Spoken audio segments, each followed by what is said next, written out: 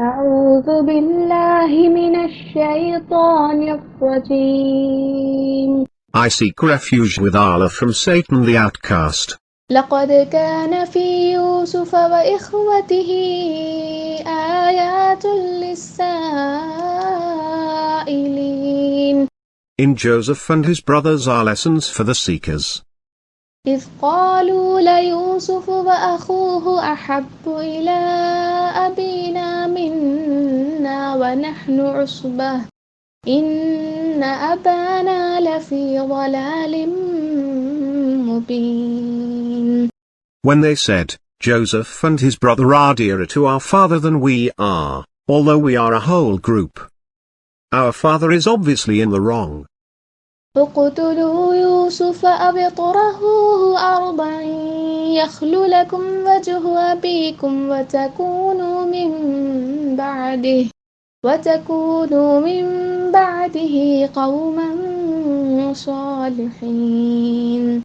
Kill Joseph, or throw him somewhere in the land, and your father's attention will be yours. Afterwards, you will be decent people.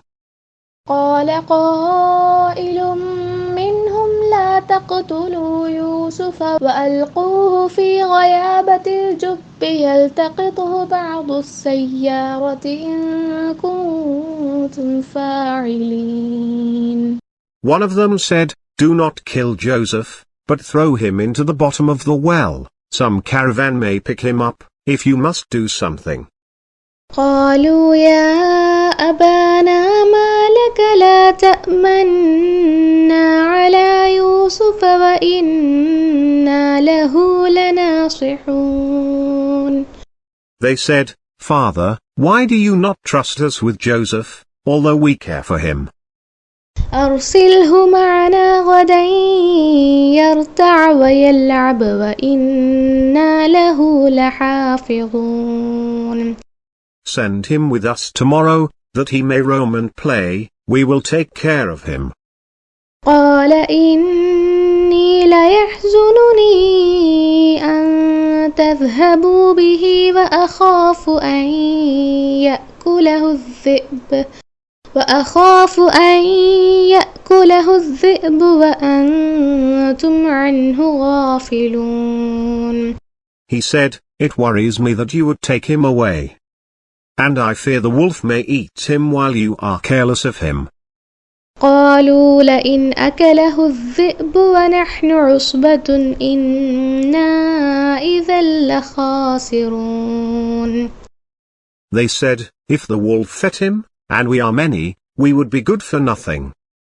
فلما ذهبوا به وأجمعوا أن يجعلوه في غيابة الجب وأوحينا إليه لتنبئنهم بأمرهم هذا وهم لا يشعرون. So they went away with him, and agreed to put him at the bottom of the well. And we inspired him, you will inform them of this deed of theirs when they are unaware. وجاءوا أباهم عشاء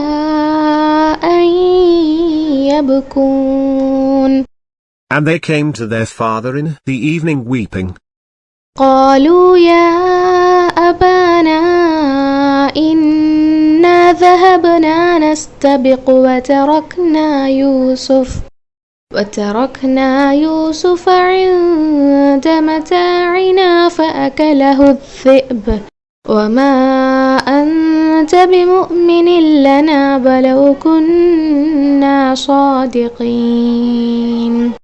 They said, O father, we went off racing one another, and left Joseph by our belongings, and the wolf ate him. But you will not believe us, even though we are being truthful.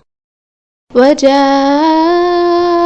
على قميصه بدم كذب قال بل سولت لكم أنفسكم أمرا فصبر جميل والله المستعان على ما تصفون. And they brought his shirt, with fake blood on it. He said, your souls enticed you to do something. But patience is beautiful, and Allah is my help against what you describe.